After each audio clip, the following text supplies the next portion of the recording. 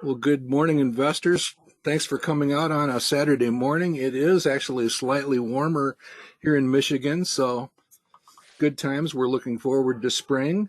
My name is Mark Robertson. I'm founder and managing partner of Manifest Investing, and we/you are joined here by the guy's going to run the program today, Kurt Kowitz, our technology manager, and Ken Kavula will be assisting in the back room.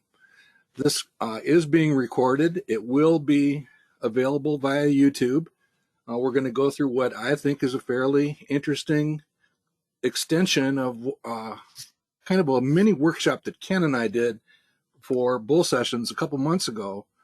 And I think you'll get a kick out of that. But Kurt is basically here to demonstrate a few features and, more importantly, answer any questions or field any suggestions that you might have. So, Kurt, does that cover the bases good enough to get us started? Yeah, I think so. And Ken, are you okay? Good to go, Ken?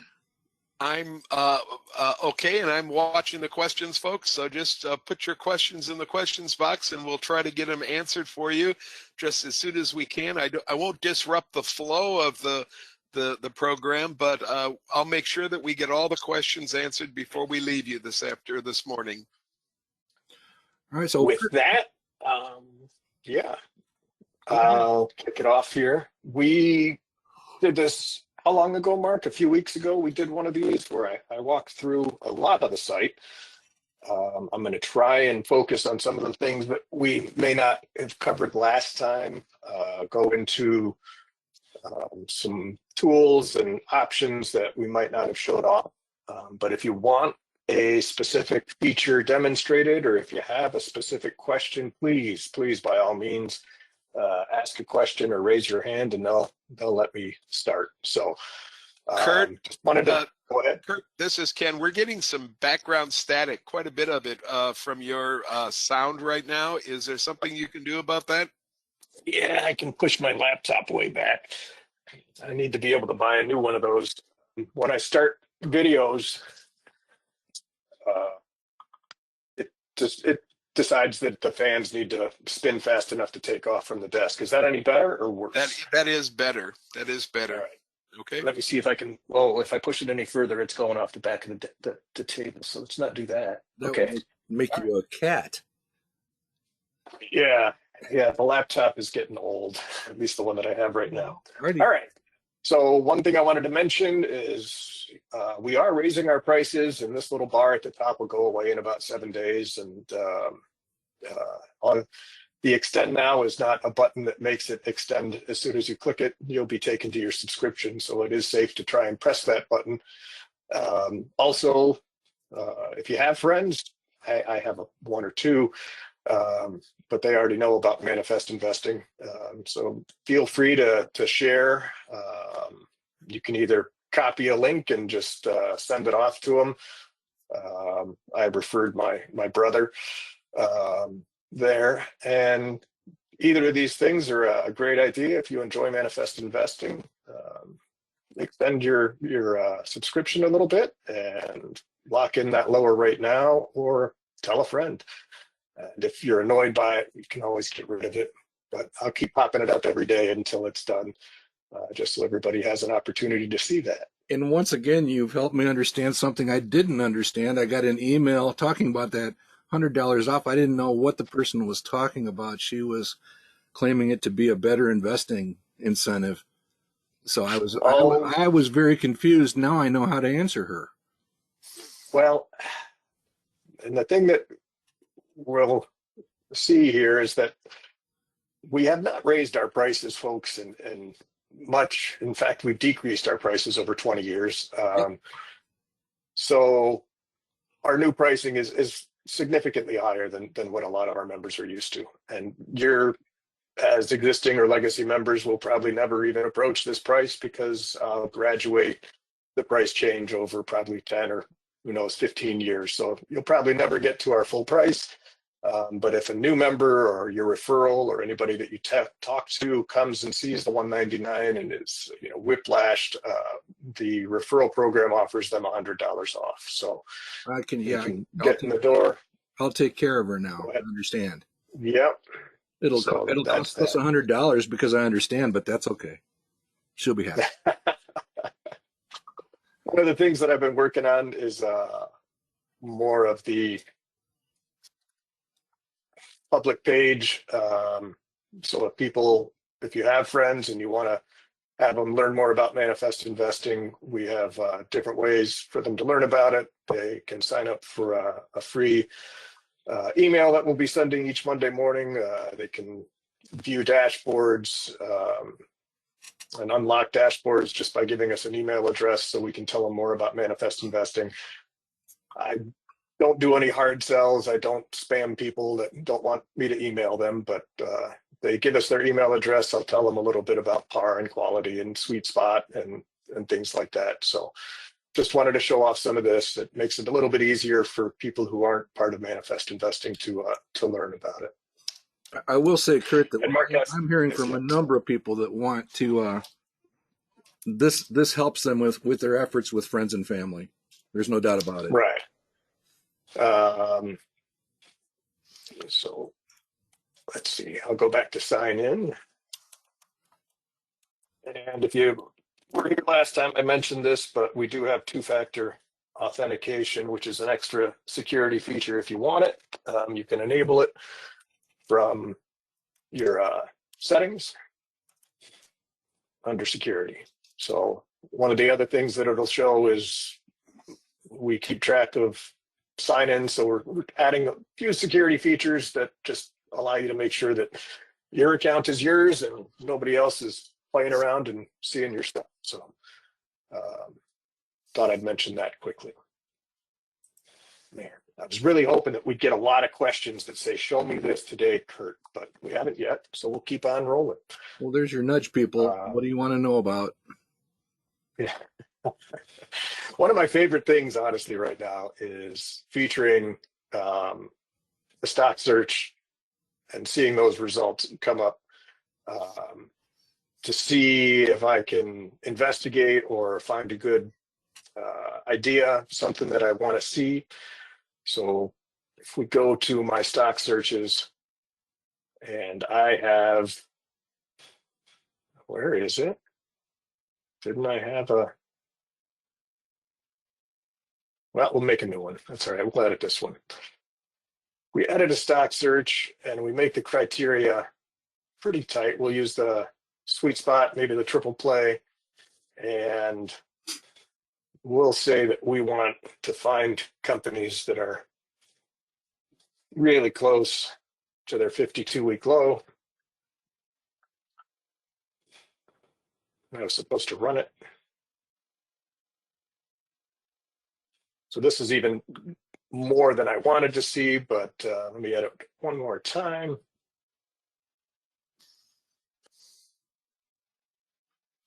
There we go. So we have a tight list. Maybe you'll have one that's even tighter than this. You're looking for, to sniff out any companies that might be a great company, but they're at their low. But you don't want to have to come and run this every day. You just want us to tell you. So you can create an alert now that says, give me any new matches, and just create that alert. And it will email you when these tickers change. So if you have a really tightly scoped stock screen that is sort of one that you're itching to find something, but it's a pain in the butt to find, all you have to do is set up a stock search and set an alert on it, and we'll let you know when it changes. You don't have to come back and look at it every day or when the market acts a little bit squirrely. Right now it's set up to send after market close, but I plan to add some options there to I'll let you search on it more frequently. Well, Ken, I think make a note. I think we need to add this to a bull session. Cover it. Absolutely. And Kurt, one question coming through is, can you make the company name show up on this list as well? Company name. So it is there. So as there the we company, go. That's all I wanted you to point out. Yeah. one thing that you can do here is, let me see if company name. All right, I'll have to add this back as an option. I think on my dashboard, I allow it to be split to symbol and company so that you could have them side by side. But let's go back and I'll explain what I just did on the actions. Well, Kurt, I just wanted you to point out that the name is actually there. It's beneath the ticker if you look closely. That's all. It's coming up kind of small on some of our screens, I think. Yeah. One thing that let me do this. Well, before I do that, let's go back to actions, and columns is something that might be of interest. One thing you'll notice on this stock screen, because I asked for the 52-week low and filter on that, the default columns show some of those criteria, and it'll try to give you the columns that might make sense for what you've screened on. But if they aren't the columns that you want to see, you can click on actions and then columns. And let's say I want the sector, but not the industry. And I always want to see my financial strength. And I'll save it for this search. We'll see that our columns now reflect those column choices. And next time you come back to this search, the columns should be the ones you want to see. So you can do some pretty powerful stuff with the stock searches, and now with the alerts to make it easier to sort of find and discover companies that you might be looking for. I see we have a question about templates and printing. So what's that one, the full text say? Let's see. Well, Ralph wants to know, can you actually delete a template after you've created it? And can you change a created template and then resave it with the same name? Let me see. It's a good question. So we'll go back to this and run the search action. For a lot of these more complicated pages, you'll find under actions print. Trying to just use your printer dialog without using this, you probably won't get a printed page the way you want to see. So we'll go to the print. If we change something, so if we change off the defaults of how it would print, you can save that as a template.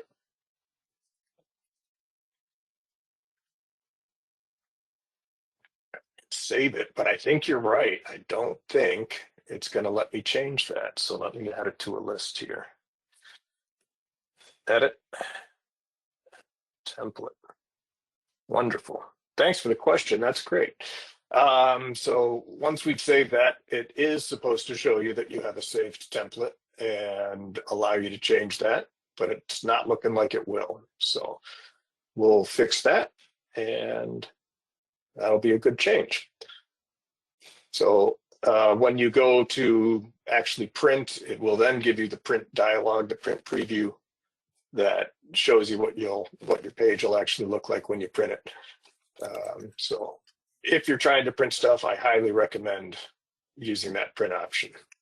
We can answer Isla's question really quickly. Isla wants to know, will this presentation from Kurt be available as a recording? And yes, Isla, within the next 24 hours, it'll be on our YouTube channel. Just go to YouTube and search for Manifest Investing or Manifest Investing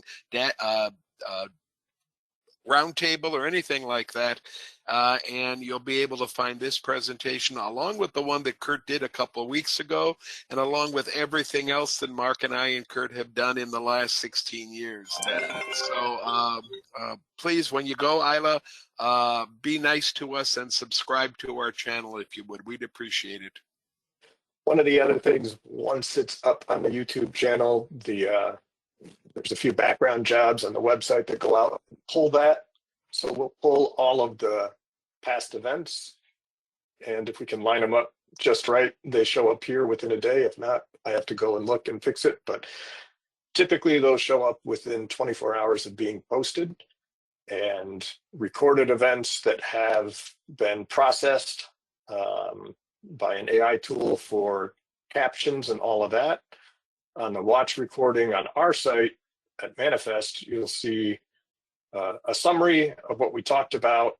You can get the full transcript of everything that was said.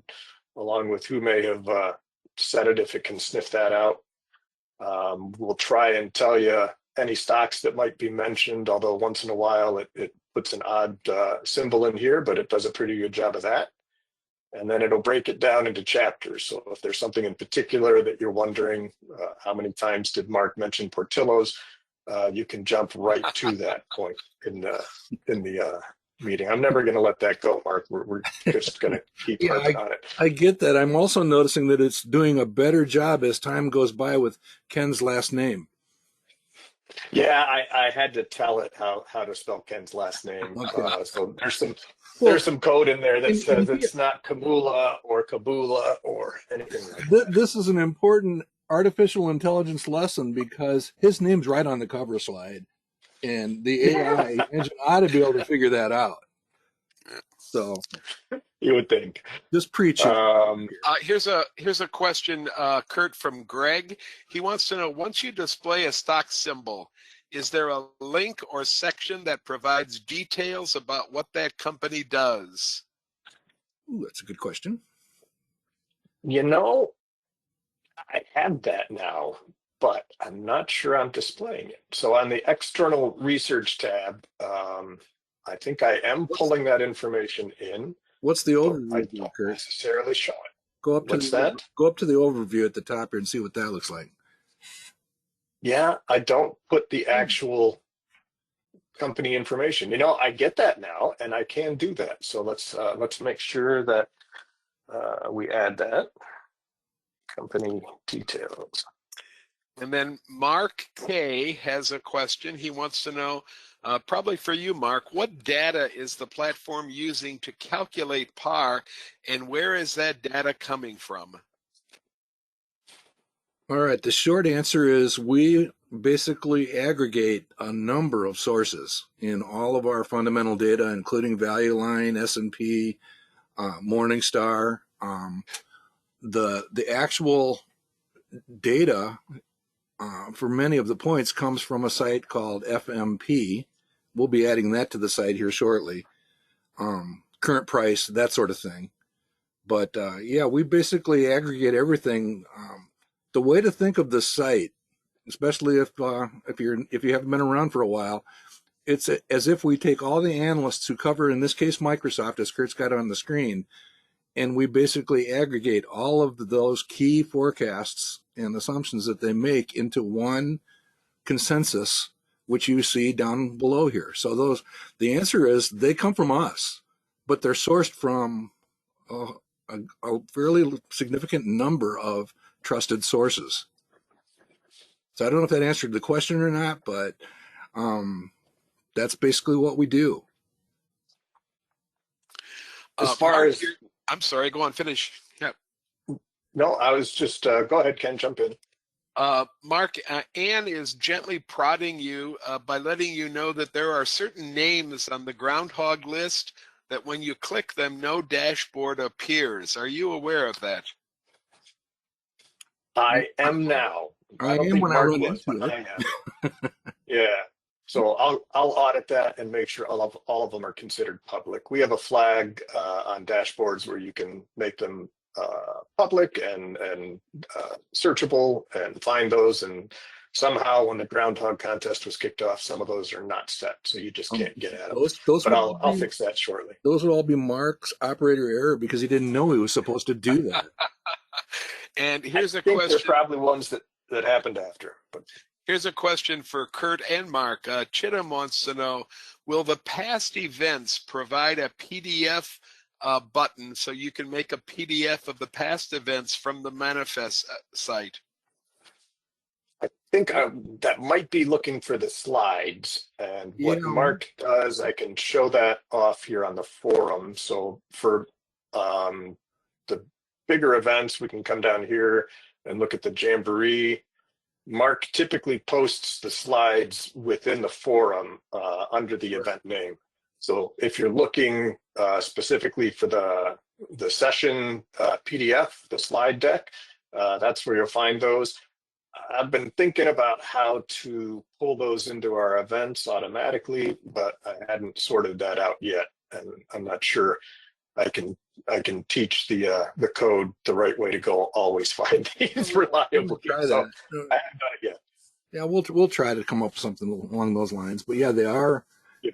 99% of the time those PDFs are there in the forum following any event that we do.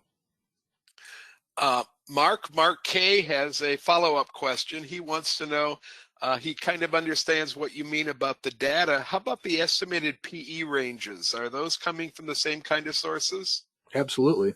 We basically take a look at a number of sources and we do some imputed calculations. If you want, it's too deep of a subject to go into here, but we actually pay attention to industry studies, life cycles, and we do imputed PEs. So that's a little deeper in the weeds, a lot deeper in the weeds, but it's something we probably could revisit. Going back to our work on PEG ratios and PEGI ratios years ago. But that's all there. I mean, we basically, again, we're aggregating a number of things and in publishing that consensus. One thing I did want to mention, Mark used the acronym FMP. That's a data source, an aggregator that pulls in publicly available information. And we use it to keep our prices up to date. We also use it to build out this research page. This research page is pretty much all FMP, external data. We're just surfacing that data for you. We consider our overview the manifest version, and the research tab is sort of external to what we do. So I don't necessarily audit this. I'm using FMP's data endpoints and pulling the news and pulling the press releases. The only thing that's new here is this historical performance. Yeah, I was hoping you were going to mention that we've added. So I'll let Mark talk to what historical performance means, but go ahead. Okay, so basically what we're doing is, again, this is no different than what you see on a value line page where they list the 1, 3, and 5 year returns. We're going to talk about this when we walk through the Johnson & Johnson thing in a minute, but we're basically looking at a 10-year look back on the company on the page, in this case, Microsoft. You see an annualized total return for the trailing 10 years of 24.2.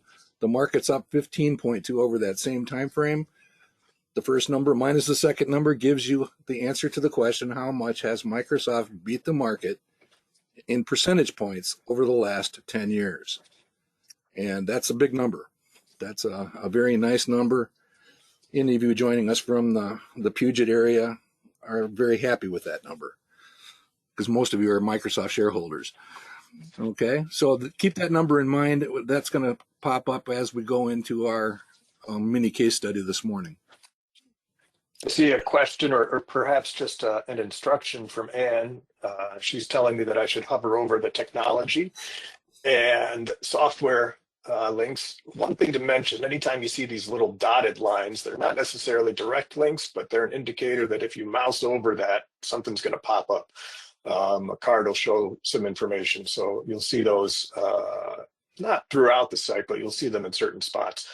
So mousing over technology will show you the top in technology by manifest rank, and software infrastructure, again, it will show you the top in that. So you can quickly get some competitors to review. And Ken, I'd like you and all the naysayers to notice that NICE went up about 12% the other day. Did you happen to notice that? It's a lot like the Portillo's graph, Mark. Okay. Mark, Steve wants to know, where can he find a list of the Groundhog finals, final standings from 2025?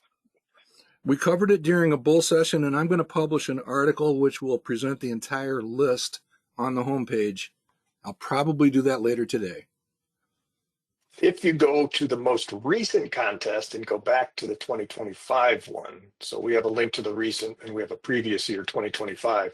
These are not quite the final ones because we weren't running the full contest, but you can definitely get an overview online of the previous year's contest and see at least their dashboards and how things went. Mark has the fully audited version of this, and I'm not sure how much it differs, but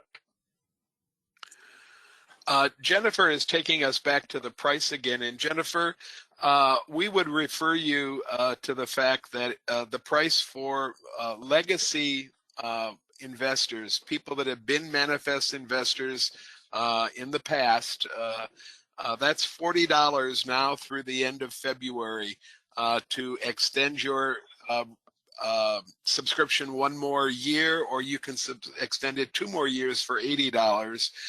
There will be a price increase for brand new members, but legacy members are not going to be paying $199. They'll be paying a much less fee, but it will be higher than $40 after February to extend your subscription.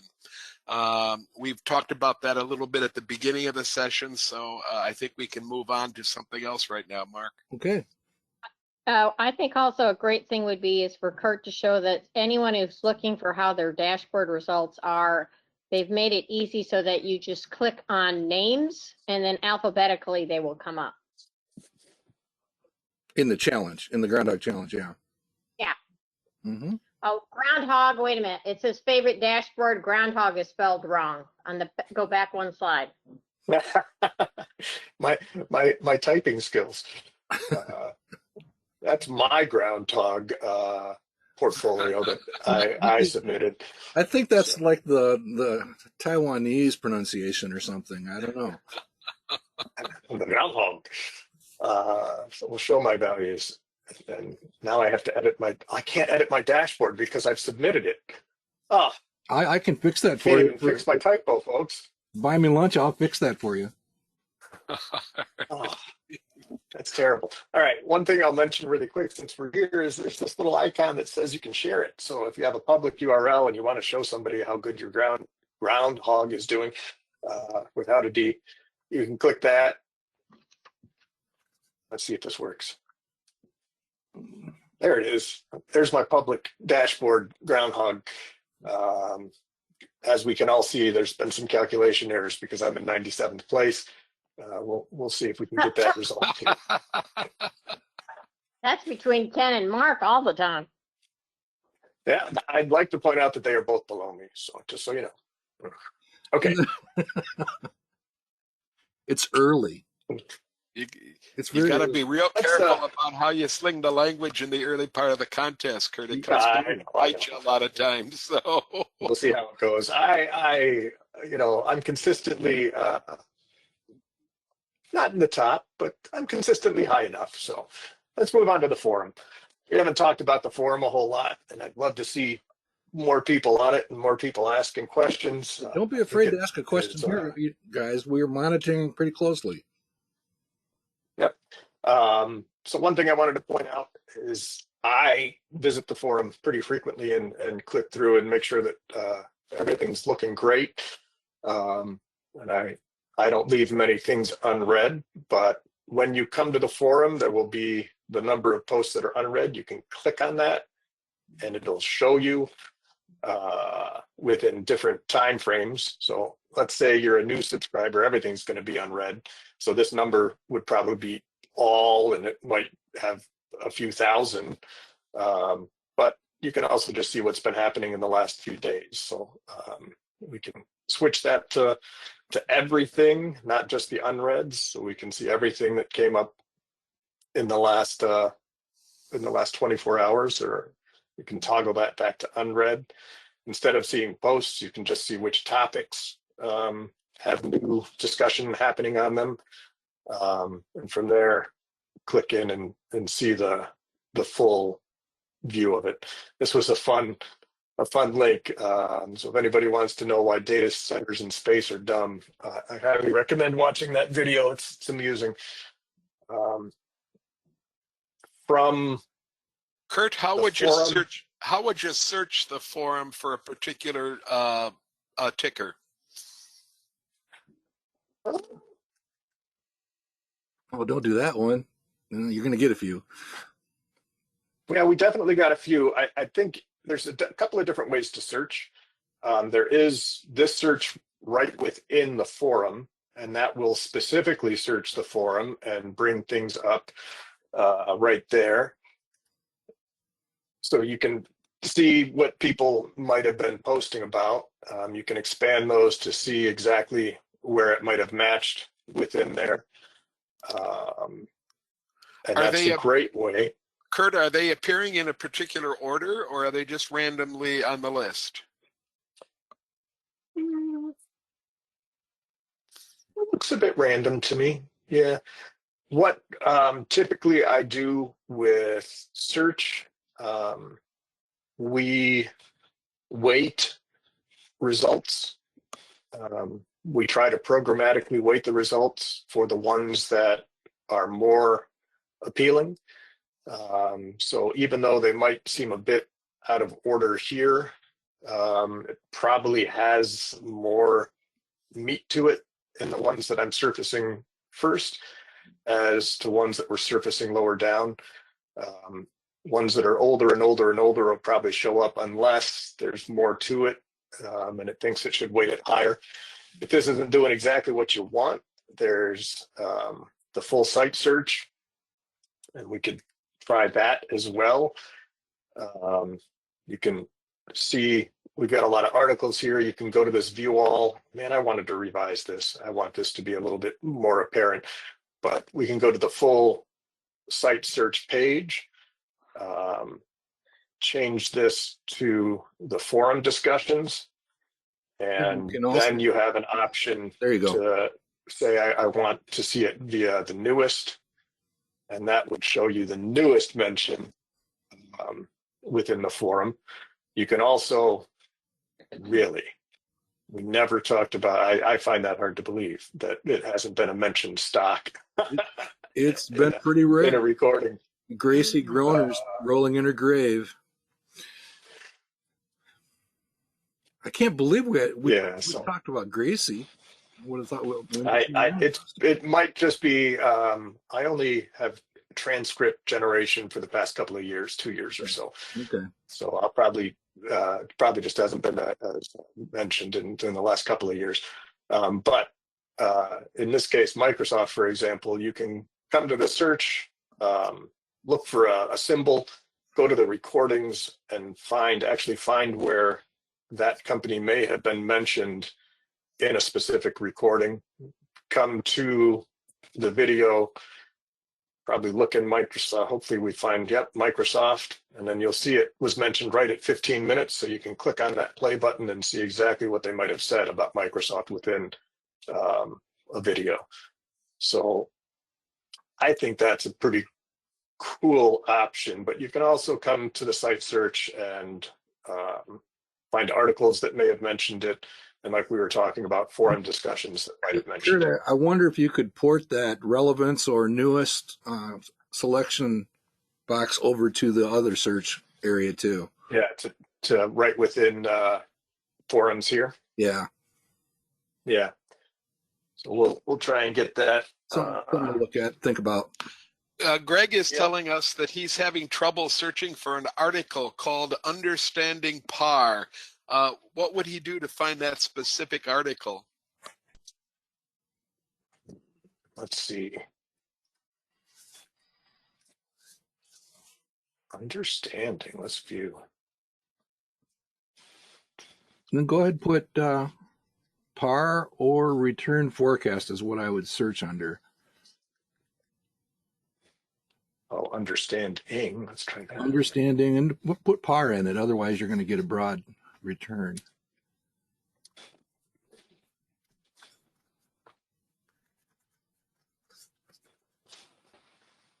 PAR. You know what the other thing you can do is, maybe we need to try that high. You see, you went by that highly educational one, Kurt. Go back down. And this one. You see where it says forecast accuracy, projected annual return? Yeah, click on that one. Just for kicks. It says it's highly educational.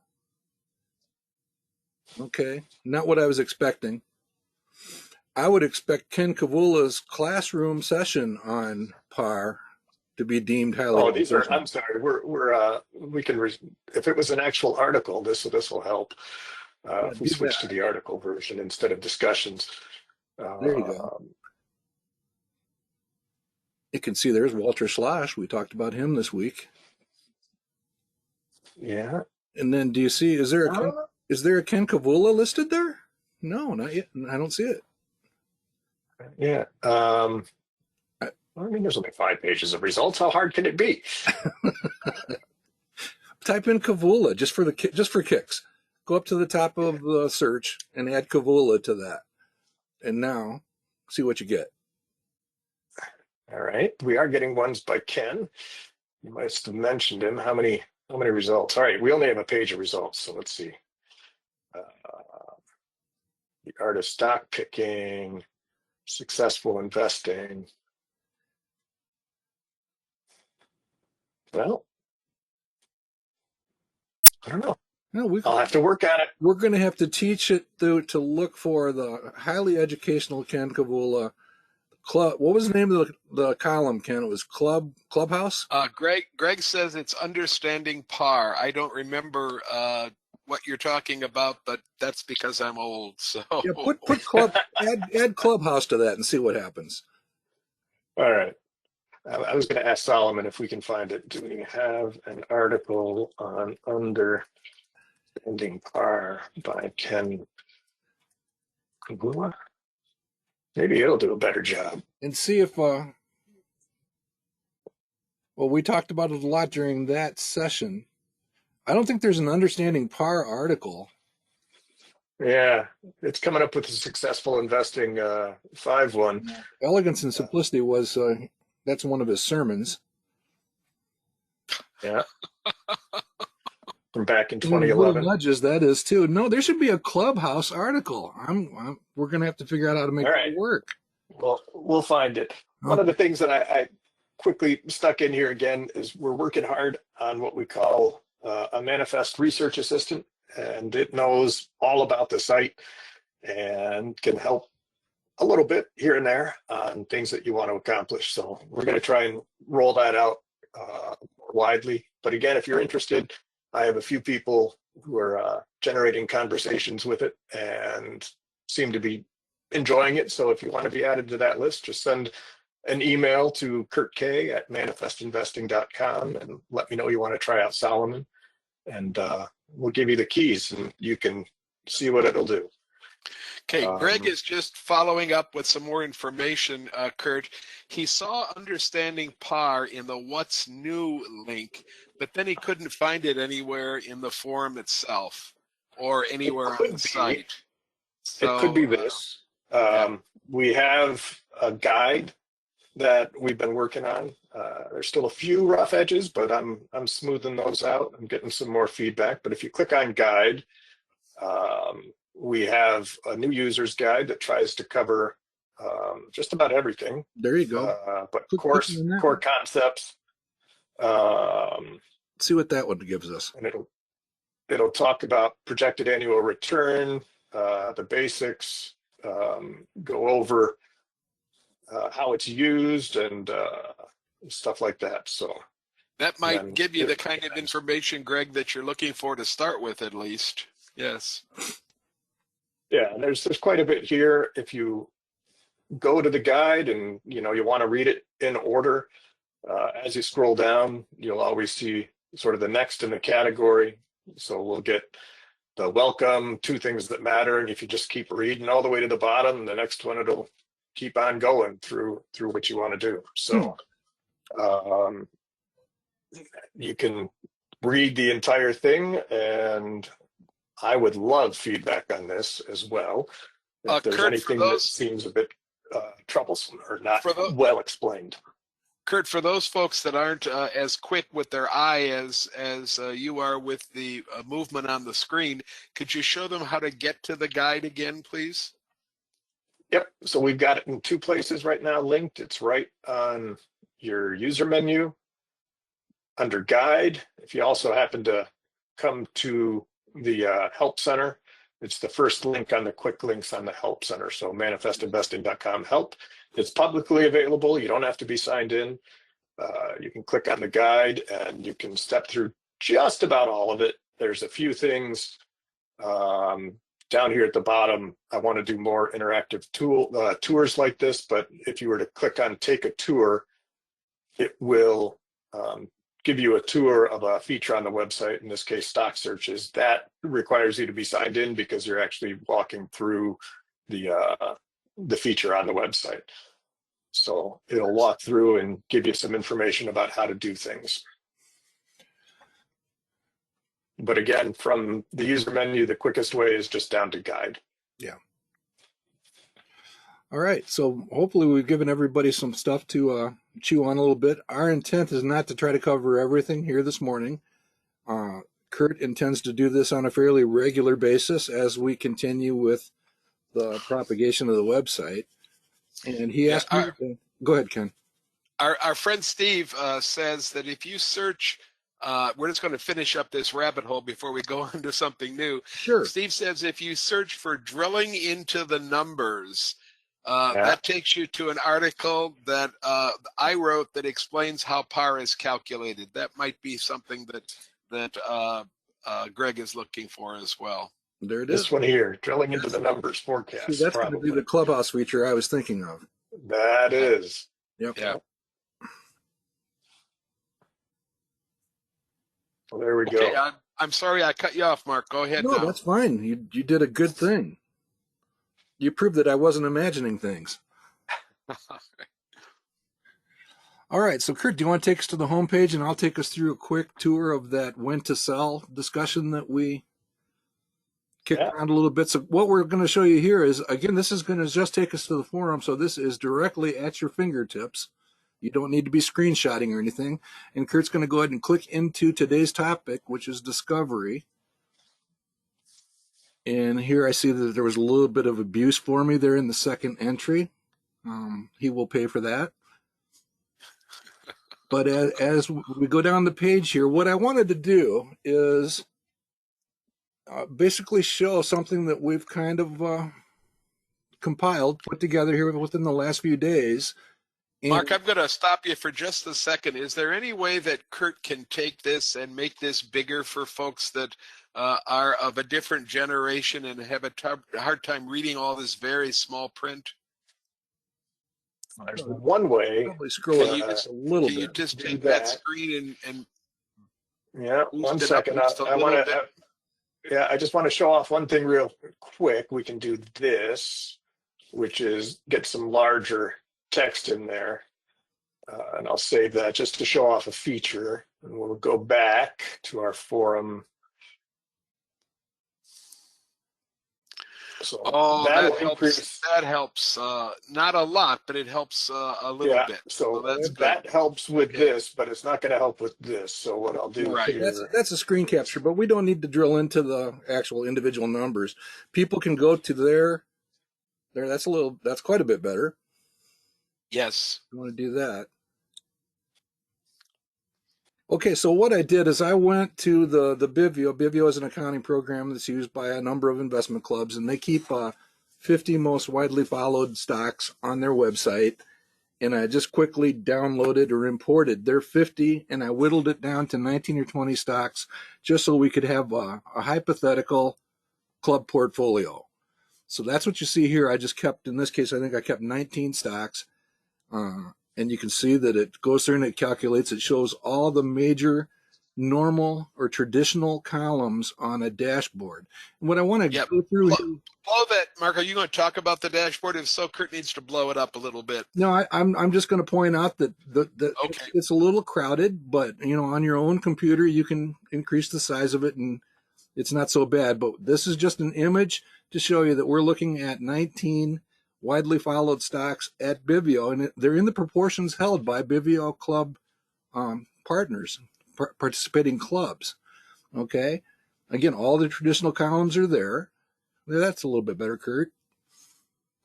And now, if you'll scroll down, what I want to do is kind of relive a moment that Ken and I had a few sessions ago on bull sessions. And we can actually look at some of the words there. These companies are doing pretty well. I suspect that many of those Bivio clubs are performing quite well.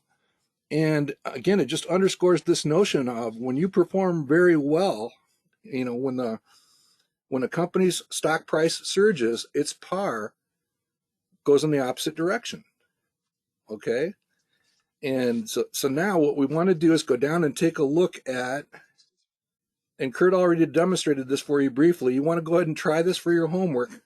When we're done here, you go to any dashboard, and if you want to customize that dashboard, what you do is you click on that Actions button, and you get that pull down, and if you click on columns, as Kurt is pointing to right now, it gives you the option to select different columns. So what I did is I uncrowded the dashboard, I got rid of stuff we don't want to think about so much, and I inserted a couple of things that we basically talk about when we think about selling a holding within a portfolio.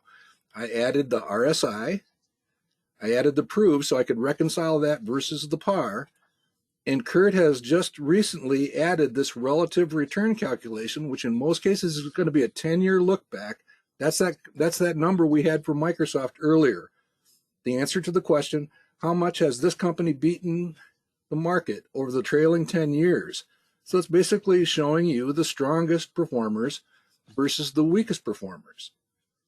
Okay, so from top to bottom. So now what I've done is sorted this dashboard from lowest projected return to highest, and we've got something we can basically look at. These are the major when to sell considerations all on one page. So you see a couple of things. If this is my portfolio, I'm going to be a little bit concerned about the amount of contribution coming from Apple and NVIDIA. And if this were my portfolio, I would literally have an alert or some type of a manual watching or monitoring to watch for opportunities to trim those positions. And specifically, I'd wait for an RSI greater than 70 to show up. I might set the alarm or alert to do that. You can see it's not there right now because those companies have been beat up lately. It's not time to tiptoe away, according to just the basic environment right now. The other thing that Ken and I are doing pretty actively is making sure that we have enough growth in all of the demonstration portfolios we run. So you can see, if you can scroll down just a little bit, Kurt, I think we can fit it on the screen. The average growth of the companies in this portfolio is 12.8. That's pretty good. What do you think, Ken? Pretty good? That's very good. Yeah, very good. Well, I'd even love to see it a little bit higher, but 12.8 is much, much higher than the average portfolio that you and I look at, Mark.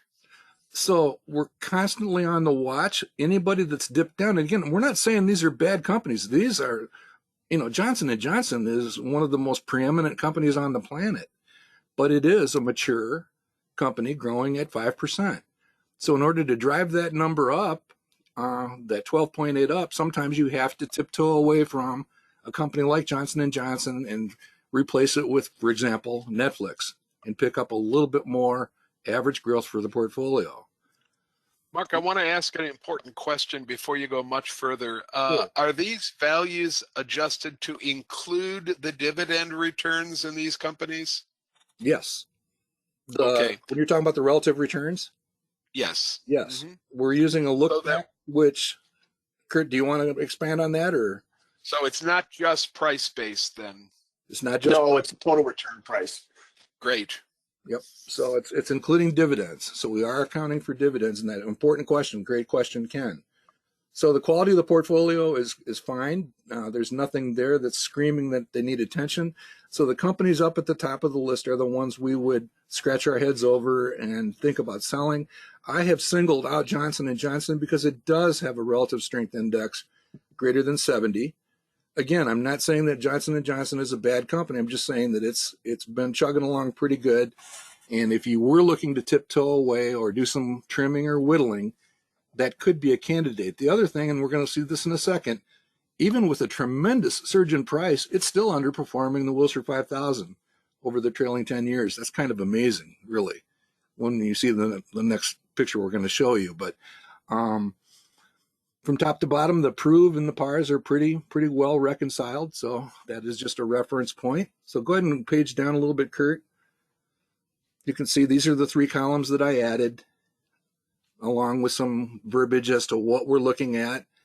Pause just for a second there. If relative strength index is new to you, There's actually a reference link to stock charts. That's a free link. You might want to back up just one notch, Kurt, to that RSI explanation. You can actually go to that link, that chart school link, and basically do a quick session, and you'll understand it forever. And now you can go ahead and page down, and you can see the strength of the stock price in Johnson & Johnson, which makes me happy because I am a shareholder. My mother's maiden name is Johnson, so I may be a little biased. But what you're looking at here is a fairly interesting picture that over the years, that relative strength has basically peaked out. And it's we're coming out of a long flat spot there, and notice how much that stock price has gone up over the last year. I believe that's 57% over the last year. Okay. And what we can point out is these are not 100%, but when you get that green formation up at the top, again, it's an overbought condition up at the top, potentially oversold. Look back at that 2018 point on the graph, and you see the high relative strength index. You also see a relatively high price. And then if you squint a little bit, you notice that that high price was basically the high for the next 3.5 years until the price advanced again. So again, it's just basically a message that this can be an opportunity to do some gentle portfolio tuning, trimming, or whatever you want to call it. Go ahead and page down a little bit, Kurt, and we'll show a little bit more on this. You want to make sure that your studies, whenever you think about doing a study, you've basically checked all of your favorite sources. And in this case, what I did is I went and made sure I had all of the most recent information. And you can see that the projected annual return has dipped down to a multi-year low. And with the most recent quarterly information, the par is still in low single digits, 2.9% that you see there. But again, this is up straight and parallel, but the slope's not real strong. It's a 5%, 4 or 5% growth company. It's confirmed by the cash flow growth that Kurt is pointing to there. And again, it could be an opportunity to basically take that and replace it with a company like Netflix. So again, the point of this whole demonstration is Kurt has made it possible for us to look at all of those major characteristics on a single page. So Ken, I think this before you get off that analysis page, Mark, I just want to balance a little tiny bit the presentation by saying I use Prove quite a bit to justify the validity of my study that's based on PE values. And I know that a difference of 3 points is not supposed to be that much on two numbers, but when the par value, in my estimation at least, is only about half of the Prove value, that leads me to believe that I might want to rethink just a little bit either the projected operating margin number in Prove, that's the 36.5 in the Prove calculation, or I might want to rethink the net margin figure in the par calculation, that's the 27.7 in the middle of the calculation, or I might want to rethink the 17.0 average PE call at the bottom of the calculation. I'm a little bit concerned that the one number is 50% less than 50% of the other number, and I probably would do a little bit of rethinking on a few of the numbers. I'm not sure it would make much of a difference, however, in the final consideration, because I'd be talking about maybe moving par up into the 4 or 5% range. Exactly. And that still is a very small par for me to worry about. Yeah, and I'm not saying that Johnson & Johnson is a screaming sell by any imagination, but what I am saying is for this portfolio, it could be a potential sell candidate specific to this portfolio. And now Kurt is displaying the Chronicle. Again, this is all on the forum thread. He's displaying the chronicle and just kind of providing some confirmation. The stock price has taken off over the last year. The projected annual return, I mean, their operating characteristics, their fundamentals continue to be fairly strong, but the price, in Ken's words, they might be getting just a tiny bit over their skis, just a tiny bit. That quality line is a little bit concerning as well, Mark. Yeah, I'm not sure what might have triggered that. I would maybe dig in and see. It's dropped a little bit. Because that's a move down towards 80, isn't it? Well, no, the quality is still 88. The quality is at 88. So yeah, if I'm the stock watcher, so, I want to see, is there anything there? Is there any erosion of profitability? I know it hasn't happened, but is this a company where the financial strength got dinged a little bit for some reason? So yeah, you basically, this just compels you to dig a little bit deeper and try to understand what's exactly happening with the company. So there you have it. That's a fairly quick way to come up with a pretty quick assessment of the stuff that should be looked at for a when to sell consideration for a portfolio.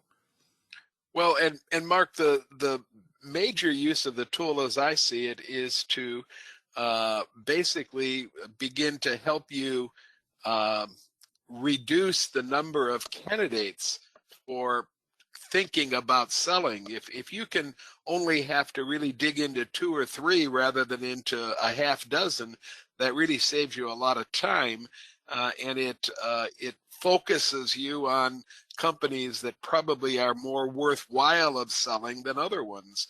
It's a very difficult thing to decide in a whole portfolio which one of the 18 or 19 or 20 you're going to sell. And when you can reduce the list down to 2 or 3, that's very efficient in my estimation. Absolutely. All right, so that's all I have there. Again, that is at your fingertips in the forum and directly from the homepage for the next probably couple of days. We will put the recording up on events and at the actual forum post also. And please, you're welcome to follow up with any questions which might be triggered after you scratch your heads over some of this stuff. And here's a good question coming from Daryl, Mark. Is that calculation, the par-proof calculation that you showed for Johnson & Johnson, is it available for all the different companies? And if so, where would he find it? Well, Kurt, take us to any company that you want to go to.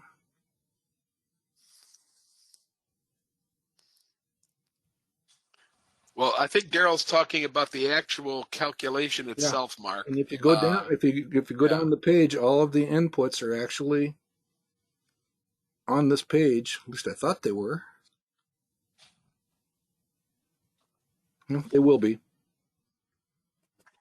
You let me know what I need to put on the page, Mark. Yep, I will. I was thinking that they were there. Well, they certainly are. If you go back to that Johnson & Johnson example in the forum, all of the inputs, and we'll basically emulate what you see.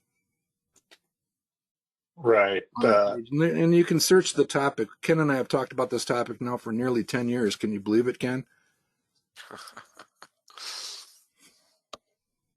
So one thing that I am trying to replicate is this version of what Mark likes to put on the forum for us. And I think that's where the question was directed, Kurt. Can you see something just like this? And the answer is no, not at the moment. Yeah. But what my hope is we could add what Mark shows here is equity analysis, is that when you go to a company page, you can see a formatted view of this as a tab that shows these 4 charts that Mark likes to put up, and along with the data here on the side, sort of like what we do on the Eagle, but more formatted for each company. What I need to make sure is that I can accurately get the chart data. Is the feature that I'm working on right now. Okay. The other thing I don't have right now is the logarithmic charts. So I'd like to achieve that too. But we'll have something like this up, I would probably say within the next month. so that you can see this version within the company page. So my hope would be that it shows up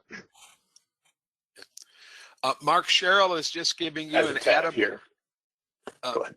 Mark Sherrill is giving you an attaboy. She says, after reading the recent expose called No More Tears, she doesn't want to hold Johnson & Johnson on moral terms. So she's already ahead of you with selling her Johnson & Johnson. Well, Okay. I would call that an external factor, but yeah, I get it. All right, so that's all we basically had for today. I think, Kurt, unless you've got any closing comments, we can continue to field a few questions. I do show 11 o'clock. And again, don't panic out there, everybody. I think it's Kurt's intention to continue to chug along and come back and deal with this, stuff like this in the future. Share I think future enhancements. Sessions like this every month or every 6 weeks, I think, are valuable, Mark. Absolutely. As long as we're rapidly developing the tools that y'all get to use.